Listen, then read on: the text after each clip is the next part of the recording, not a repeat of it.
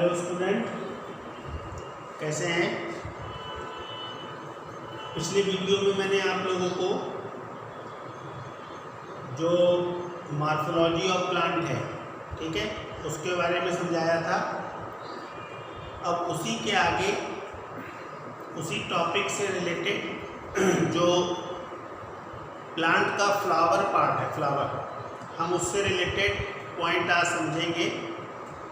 इसको हम बोलेंगे मॉर्फोलॉजी ऑफ फ्लावर, यानी कि पुष्प की आकार की। ठीक है, देखो जो पुष्प है वो आप सबको मालूम है कि प्लांट का सेक्सुअल पार्ट होता है। जैसे आपसे अगर कहा जाए कि जो गैमेटोफाइट जनरेशन है एंजियोस्पर्मिक प्लांट की, तो वो क्या है, तो आपके लिए उसका आंसर सिंपल सा है, फ्लावर। फ्लावर एंजियोस्पर्मिक या आवृतबीजी पादप का वो अंग है, वो भाग है जो जनन की क्रिया में भाग लेता है। ठीक है, और इसमें male organ, female organ develop होते हैं, जिसके अकॉर्डिंग आगे का जो जनन है, जो रिप्रोडक्शन है, वो कंप्लीट होता है। ठीक है, देखो अगर हम एक फ्लावर की बात करें तो यहाँ पर जो टिपिकल फ्लावर लिया जाता है कोर्स के अकॉर्डिंग, वो लिया जाता है मस्टर्ड प्लांट, जिसको आप सरसों का पुष्प। ठीक है, यहाँ पर अगर हम किसी भी फ्लावर को लंबाई में, उसके लॉन्गिट्यूडनल सेक्शन में ब्रेक कर दें, कट कर दें, तो हम ये देखते हैं कि फ्लावर में देखो इस तरह से ये पार्ट जो होते हैं वो शो होते हैं। ठीक है, अब देखो फ्लावर जिस ग्रंथ की सहायता से जो भी उसकी पुष्प अक्ष है, जो फ्लावरिंग एक्सिस है प्लांट में, जहाँ पर वो ऐड होता है, जुड़ता है। जैसे आप लोगों ने देखा था कि जो लीफ है वो जिस ग्रंथ के द्वारा जुड़ती है, तो उसको हम लोग क्या बोलते हैं, पर्णग्रंथ। पर्ण माने पत्ती, ग्रंथ माने स्टाक। उसी तरह से जो फ्लावर है वो भी एक ग्रंथ के माध्यम से, एक स्टाक के माध्यम से जो मेन एक्सिस है प्लांट की, उसके साथ क्या होता है, ज्वाइंट होता है, जिसको हम लोग बोलते हैं पुष्पावली ग्रंथ, या इसको हम लोग बोलते हैं पेडिसिल। पेडिसिल समझ रहे हैं। तो ये पुष्प ग्रंथ होता है जो फ्लावर को ब्रांच के साथ क्या करता है, जोड़ता है। ठीक है, इसके बाद देखो फ्लावर के मेन 4 वर्ल होते हैं। वर्ल का मतलब होता है चक्र, और ये 4 चक्र आप सभी ने 10th क्लास में हो सकता है पढ़ा हो, या अगर हम इसको ऐसे देखें तो एक आपका होता है कैलिक्स, इसको हम लोग बोलते हैं वाहेदल। एक होता है कोरोला, जिसको हम लोग बोलते हैं दल, एंड्रूसियम, जिसको बोलते हैं पोमन, और एक होता है गाइनीशियम, जिसको बोलते हैं जाया। तो 4 वर्ग जो होते हैं वो यहाँ पर फ्लावर में होते हैं। ठीक है, अगर हम इस सेक्शन में देखें तो देखो इसमें ये वाला पोर्शन आपका हो जाएगा कैलिक्स, ये हो जाएगा कोरोला, ठीक, ये हो जाएगा एंड्रूसियम, और ये क्या हो जाएगा, गाइनीशियम।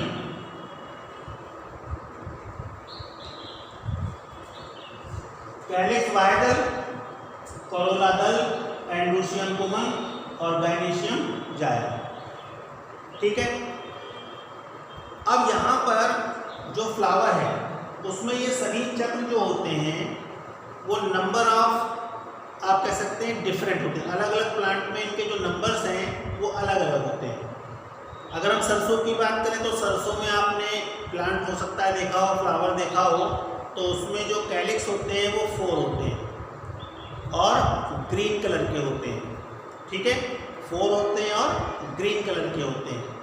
और एक तरह से ये समझ लो कि जो कैलिक्स होते हैं इनका मेन फंक्शन होता है इंटरनल वर्ल को प्रोटेक्ट करना। कब? जब ये बडिंग कंडीशन में हो, यानी कि कलिका की अवस्था में हो। ठीक है, तो कैलिक्स का मेन जो फंक्शन है वो है protection of internal whorl during development of flower. ठीक है, बात समझ में आई? इसी तरह से अगर हम बात करते हैं कोरोला की, तो कोरोला जो होते हैं वो कलरफुल होते हैं। डिफरेंट टाइप के जो फ्लावर हैं उनमें इनके कलर क्या होते हैं, अलग अलग होते हैं। अगर हम मस्टर्ड सरसों की बात करें, ब्रेसिका की बात करें तो इसमें येलो कलर के होते हैं। हिबिस्कस की बात करें, गुड़हल की बात करें तो इसमें पिंक रेड होते हैं, रोज में रेड होते हैं।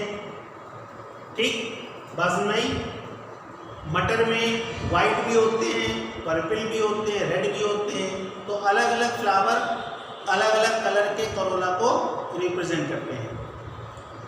अब देखो इनका जो मेन फंक्शन है वो मेन फंक्शन आपका होता है attraction of medium of pollinator.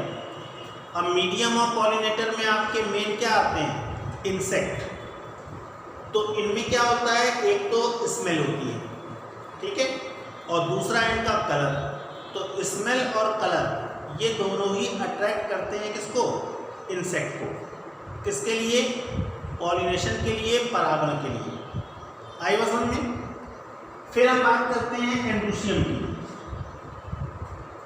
तो वो एंड्रूसियम जो होते हैं वो फ्लावर के मेल ऑर्गन होते हैं, नर जनन अंग। अगर आपसे ये कहा जाए कि फ्लावर के नर जनन अंग का नाम लिखिए तो आपका आंसर हो जाएगा एंड्रूसियम। ठीक है, बात समझ में आई? इसी तरह से अगर हम गायनीशियम की बात करें तो गायनीशियम कौन से आर्गन होते हैं, फीमेल। क्लियर?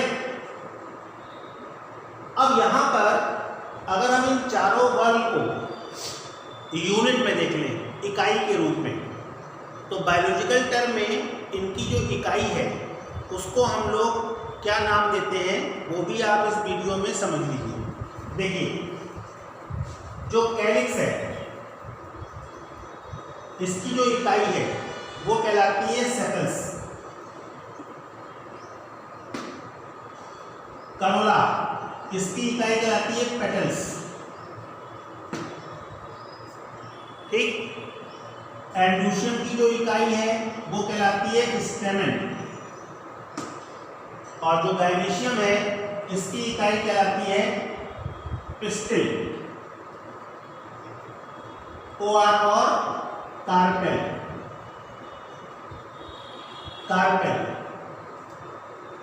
तो अगर आपसे ये कहा जा रहा है पिस्टिल, स्टेमेन, ठीक है, सेपल्स, पेटल्स, तो ये क्या है, वो वर्ल जो है उनकी इकाई के रूप में होते हैं। अगर हम इसको प्लूरल फॉर्म में बोलेंगे तो आपका कैलिक्स, करोला, एंड्रूसियम, गायनीशियम इस तरह से हो जाएगा। समझ गए मेरी बात? अब देखो यहां पर अगर हम स्टेमेन की बात करते हैं तो स्टेमेन के 2 मेन पार्ट होते हैं। तो एक पार्ट आपका ये हो गया, एक ये हो गया। इस वाले पार्ट को हम लोग बोलते हैं एंथर। एंथर मतलब होता है परागकोष्ठ, और इसमें जो पॉलन ग्रेन होते हैं उनका डेवलपमेंट होता है ड्यूरिंग रिप्रोडक्शन। समझ गए? और जो नीचे वाला ये वाला भाग है ये आपका कहलाता है फिलामेंट, इसको बोलते हैं तंतु। समझ गए? तो ये जो तंतु है ये जो पेडिसिल का बेस है, पेडिसिल का सबसे अपर पार्ट जहां पर ये सारे वर्ग जुड़ते हैं वहां से अटैच होता है जिसको हम लोग नाम देते हैं थैलेमस। थैलेमस को बोलते हैं पुष्पासन। ठीक है।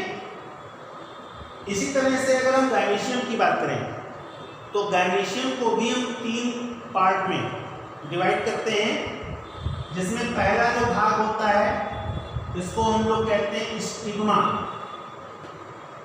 स्टिग्मा ये है वर्तिकाग्र हिंदी में। फिर होता है स्टाइल, इसको बोलते हैं वर्तिका।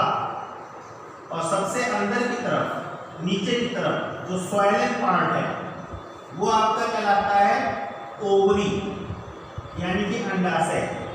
और ओवरी का जो इनसाइड है ये वाला पार्ट, ये वाला पार्ट, ये आपका होता है ओव्यूल। तो बाहर का जो पोर्शन है वो ओवरी कहलाता है और अंदर का जो भाग है वो आपका होता है ओव्यूल।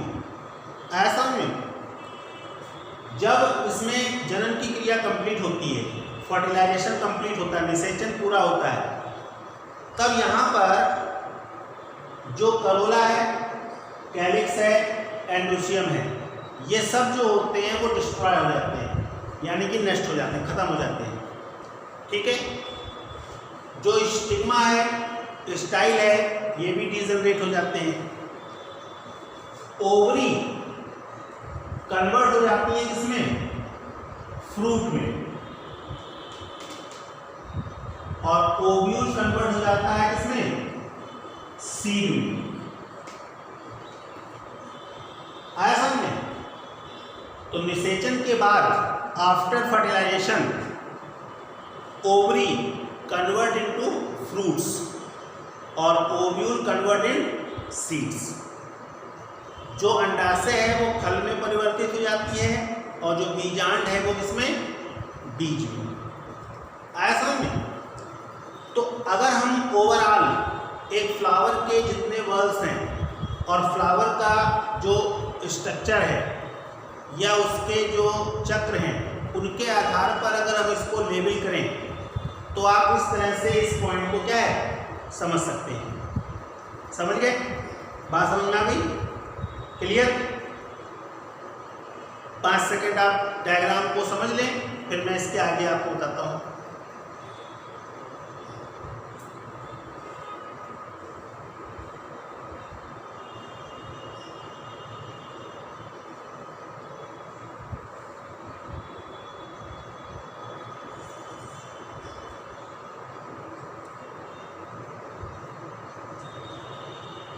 ठीक है। अब वो जो फ्लावर है उसका जो आप कह सकते हैं प्लांट में लगने का क्रम है, पुष्प का पादपों में लगने का जो क्रम है वो कहलाता है पुष्प क्रम। The arrangement of the flower on the main axis और फ्लावर एक्सिस, ठीक, of plant, that is known as inflorescence। तो inflorescence show flower arrangement। ठीक है। जो पुष्पक्रम है वो इस चीज को बताता है कि फ्लावर का जो अरेंजमेंट है वो प्लांट में किस तरह से है। आया समझ में? तो अगर हम इसको समझना चाहें तो आप ऐसे समझ सकते हैं, inflorescence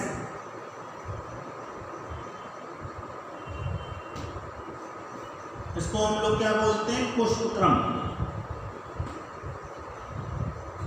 देखो मेन जो पुष्पक्रम होते हैं वो सिर्फ 2 होते हैं और बहुत ही सिंपल सा पॉइंट है, आप इजीली इसको समझ सकते हैं। देखिए, एक आपका होता है रेसिमोस और एक होता है साइमोस। रेसिमोस को हिंदी में बोलते हैं असीमाक्षी और साइमोस को बोलते हैं ससीमाक्षी। असीमाक्षी, ससीमाक्षी, इसमें डिफरेंस भी आपको जो है एग्जाम में मिलता है। और जो डिफरेंस है बहुत सिंपल सा है। देखो, जो रेसिमोस है इसमें प्लांट की जो मेन एक्सिस है वो लगातार वृद्धि करती रहती है।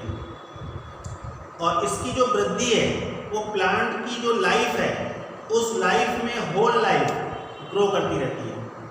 आप इसको ऐसे समझ लो, जो प्लांट की मेन एक्सिस है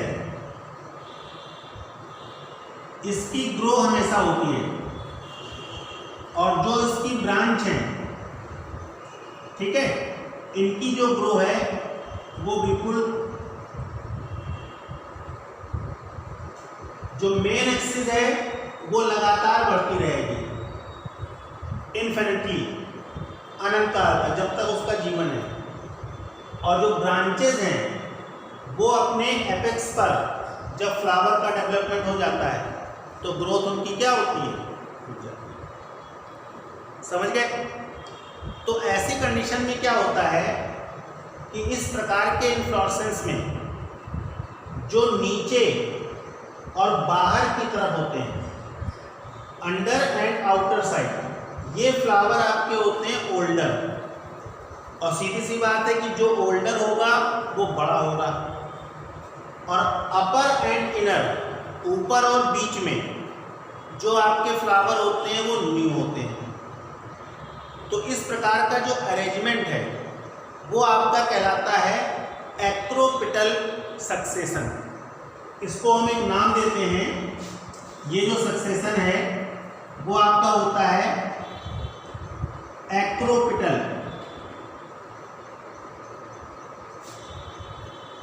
सक्सेशन, ठीक। और इसको हिंदी में बोलते हैं अग्राभिसारी क्रम, अग्राभिसारी क्रम। तो इसकी जो सबसे बड़ी विशेषता है वो यही है कि इसकी जो मेन ब्रांच है वो लॉन्ग लाइफ बढ़ती रहती है। तो जब मेन ब्रांच बढ़ती रहेगी तो टिप पर और अंदर की तरफ फ्लावर हमेशा न्यू रहेंगे, और जो साइड में और नीचे की तरफ जो फ्लावर होंगे वो ओल्ड होंगे और बड़े होंगे। तो इस प्रकार का जो इन्फ्लोरेसेंस अरेंजमेंट है वो आपका होता है एक्रोपिटल सक्सेशन। क्लियर? अब देखो, जो साइमोस है इसमें उल्टा होता है। इसमें जो मेन ब्रांच है, मेन ब्रांच जैसे ही उसमें फ्लावर निकला उसकी ग्रोथ रुक जाती है। फ्लावर के निकलने पर उसकी ग्रोथ क्या होती है, रुक जाती है, और फिर इसके साइड से निकलती है ब्रांचेस। अब साइड में भी जब फ्लावर निकला तो इसकी ग्रोथ क्या हो गई, रुक गई, फिर इसके साइड से निकलती है।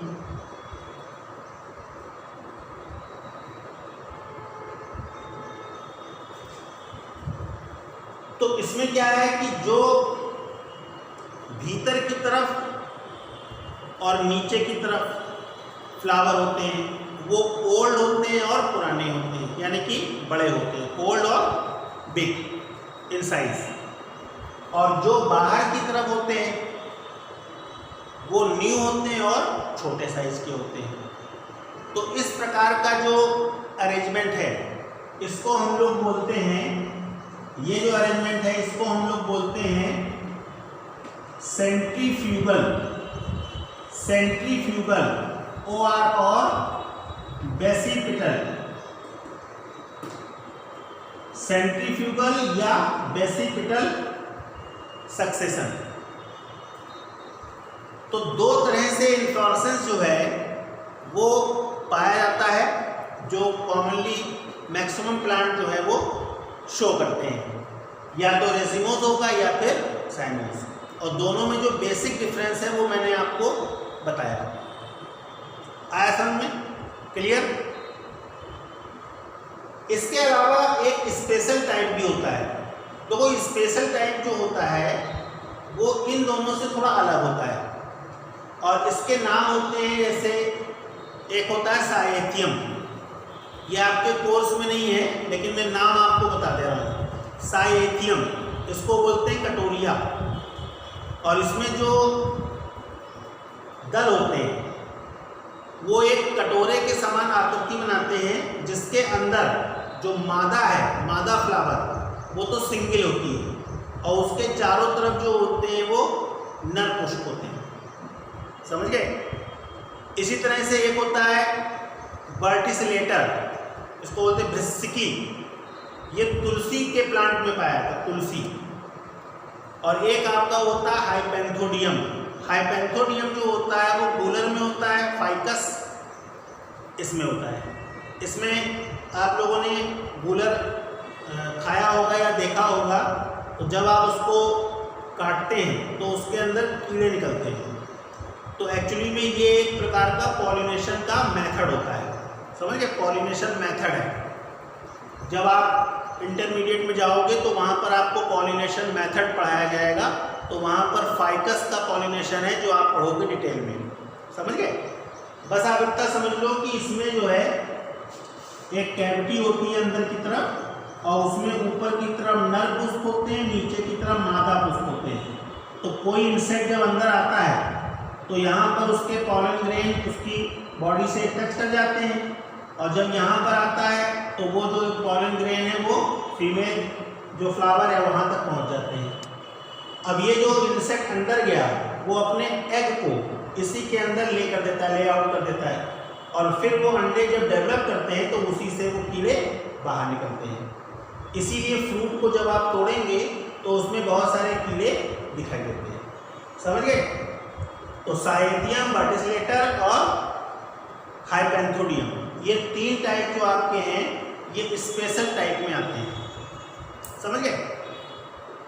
तो चूंकि पुष्प की मॉर्फोलॉजी की हम लोग बात कर रहे थे, तो थोड़ा सा मैंने आपको इसीलिए इन्फ्लोरेसेंस के बारे में बता दिया, ठीक है। अब कुछ 2-3 छोटे छोटे टर्म्स हैं, उनको भी आप जल्दी जल्दी समझ लीजिए तो आपको बात समझ में आ जाएगी।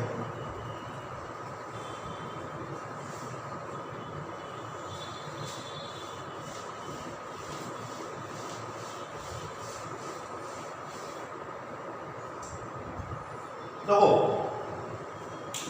आपका जो पहला पॉइंट है वो आता है नंबर 1,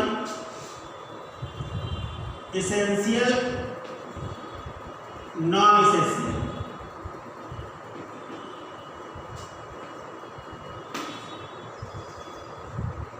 अभी मैंने आपको 4 वर्ण के बारे में बताया, तो इसमें आपको जैसे 1 मार्क्स के क्वेश्चन में पूछ लिया गया कि वो जो चारों चक्र हैं उसमें कौन सा आवश्यक होता है, कौन सा आवश्यक नहीं होता है, नहीं कौन इसेंशियल है, कौन नॉन इसेंशियल। तो सीधी सी बात है कि जो जनन क्रिया में भाग लेंगे वो इसेंशियल पार्ट होंगे, और जो जनन क्रिया में भाग नहीं लेंगे वो नॉन इसेंशियल हो जाएंगे।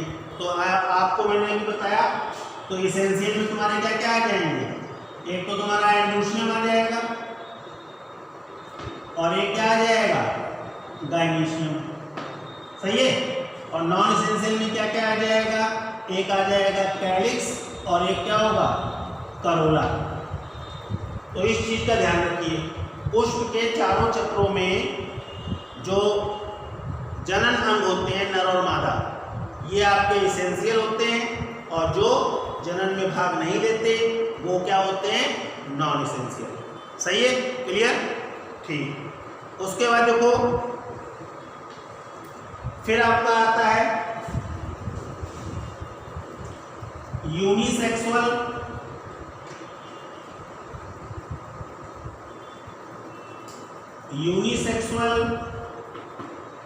बाइसेक्सुअल। इसको हिंदी में बोलते हैं एक लिंगी या द्विलिंगी। ये तो मेरे कहा समझ में आ ही रहा होगा। एक लिंगी का मतलब क्या हुआ, जब फ्लावर में कोई एक जनन अंग पाया जाए, नर हो मादा ना हो, मेल ऑर्गन हो फीमेल ऑर्गन ना हो, और फीमेल ऑर्गन हो और मेल ऑर्गन ना हो। इसका सबसे अच्छा एग्जाम्पल आप लोग ले सकते हैं कुकुरबिटा, कद्दू। कद्दू के फ्लावर को अगर आपने ध्यान से देखा हो तो कद्दू में नर पुष्प अलग होता है और मादा पुष्प अलग होता है। नर पुष्प में केवल स्टेमन होते हैं, पुंकेसर होते हैं, और मादा में गायनीशियम होती है, समझ गए बात समझ आई। तो ऐसे जो पुष्प हैं उनको एक लिंगी बोलते हैं, यानी कि unisexual. Unisexual flower have only one sex organ, male और फीमेल, समझ गए। Those flower having male organ that is known as staminate flower, staminate flower, और दोज फ्लावर है only female organ, that is known as pistillate flower. समझ गए? और bisexual तो समझ ही गए, बाइसेक्सुअल में मेल और फीमेल ऑर्गन दोनों ही पाए जाएंगे, जैसे कि मस्टर्ड, सरसों, गुड़हल, सब में ये चीज होती है। ठीक है? जो बाइसेक्सुअल है इसी को बायोलॉजी की लैंग्वेज में एक और नाम देते हैं, और इसको हम लोग बोलते हैं क्या? हर्माफ्रोडाइट।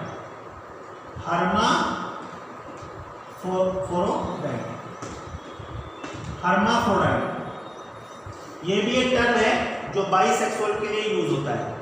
तो यहाँ पर सिर्फ आप टर्मिनोलॉजी को ध्यान से समझ लें और उसकी मीनिंग को समझ लें, यही आपके लिए इम्पोर्टेंट है, जो आपको आगे भी बहुत काम आता है। जो टर्मिनोलॉजी के क्वेश्चन बनते हैं मेडिकल में या नीट में या डिफरेंट टाइप के जो कॉम्पिटिशन एग्जाम होते हैं, उसमें इस तरह के क्वेश्चन बनते हैं जिससे आप क्या है कन्फ्यूजन नहीं क्रिएट, तो कन्फ्यूजन आपका ना हो, इसलिए टर्मिनोलॉजी को ध्यान से समझ लो। उसके बाद देखो नेक्स्ट पॉइंट आपका आता है कंप्लीट और इनकम्प्लीट। Complete, incomplete. तो वो कंप्लीट और इनकम्प्लीट का मतलब क्या है? जब किसी फ्लावर में चारों वर्ण पाए जाएंगे तो वो कंप्लीट होगा, यानी कि पूर्ण। अब चारों वर्ण आपको मालूम ही है, कैलिक्स, करोला, एंडोशियम, गाइनोशियम। और जब किसी फ्लावर में कोई एक वर्ण ना हो, कोई दो वर्ण ना हो, तो ऐसी कंडीशन में क्या हो जाएगा? इनकम्प्लीट। कुकुरबिटा में नर वाले में मादा आर्गन नहीं होगा, मादा वाले में नर नहीं होगा, तो दोनों ही फ्लावर क्या हो गए? इनकम्प्लीट। तो कंप्लीट फ्लावर वो होंगे जिसमें चारों चक्र होंगे, इनकम्प्लीट में वो होंगे जिसमें चारों में से एक, दो या तीन चक्र एब्सेंट हो, तो ऐसे फ्लावर को क्या बोलेंगे? इनकम्प्लीट। ठीक है, क्लियर? उसके बाद नेक्स्ट आपका आता है नंबर 4, इसको हम लोग बोलते हैं न्यूटर। न्यूटर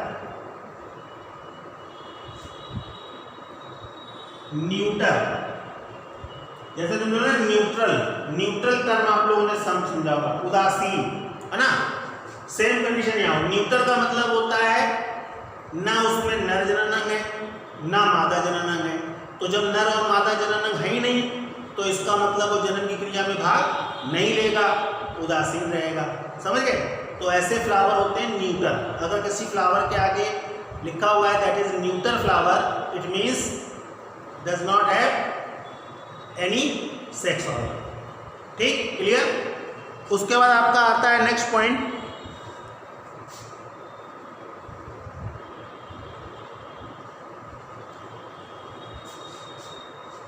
नंबर नेक्स्ट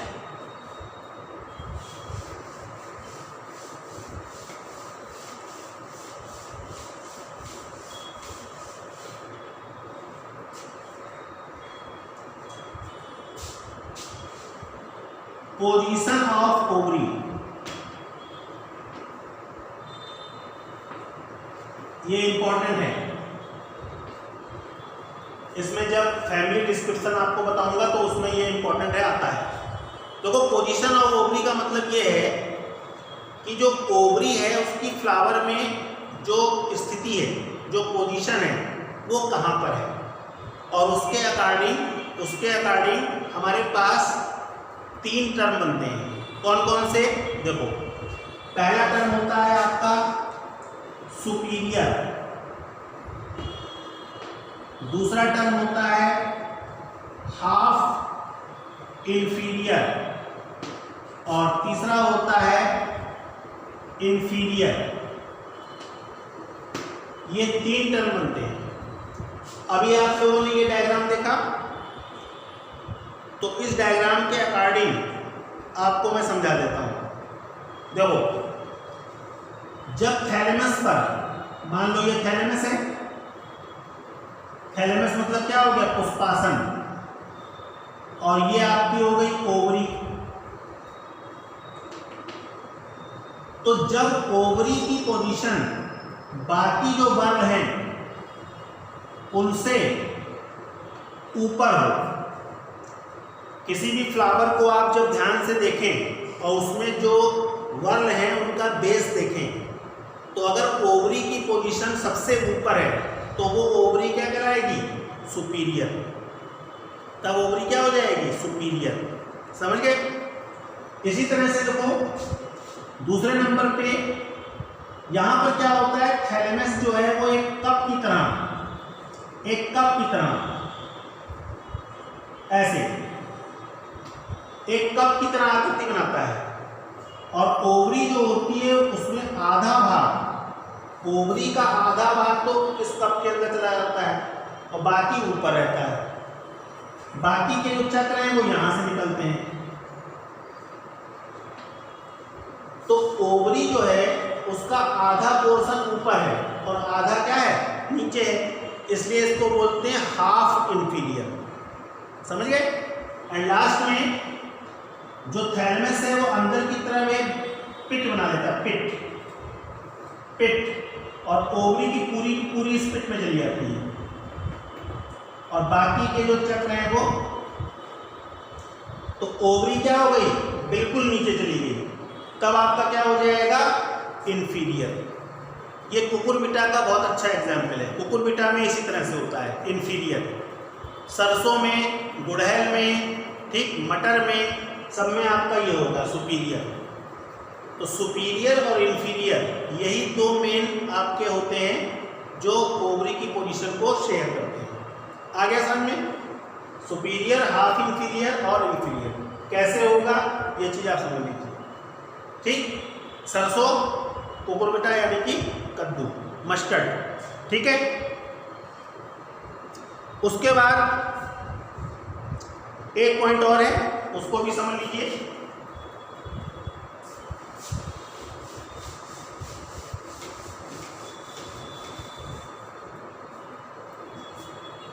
इसको हम लोग बोलते हैं symmetry of flower. Symmetry of flower का मतलब है पुष्प की सममित।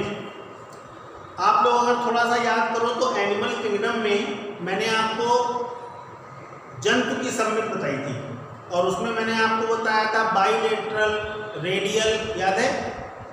यहाँ पर भी वही चीज़ है, लेकिन यहाँ पर टर्म चेंज है, और वो टर्म आपका क्या हो जाएगा? देखो उसमें आपका टर्म जो है, देखो एक आपका हो जाता है actinomorphic,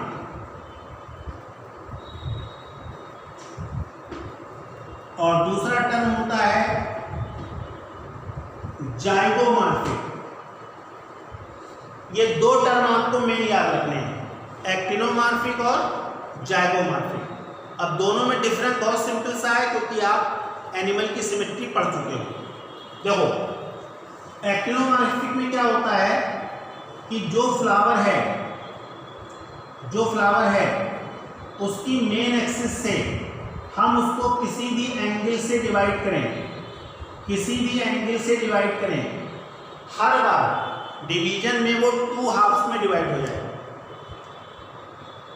flower cut longitudinally in any plant, flower cut in 2 equal halves, तो that symmetry is known as actinomorphic.